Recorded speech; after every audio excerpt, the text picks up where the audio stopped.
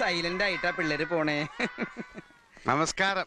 ആ, എന്റെ പേര് ദേവാരുണ്യൻ നമ്പൂരിപ്പാട് തന്നെ എല്ലാവരും വിളിക്കാറ്. അല്ല, ഇയാള് കല്യാണം കൂടാൻ വന്നതോ അതോ കള്ളനെ പിടിക്കാൻ വന്നതോ? നിങ്ങൾ പറഞ്ഞത് ശരിയാണ്.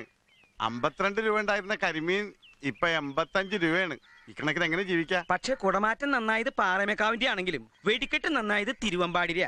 ആ കാര്യത്തിൽ താൻ എന്നോട് വാദിക്കണ്ട എന്ന് പറഞ്ഞാൽ എങ്ങനെയാണ്?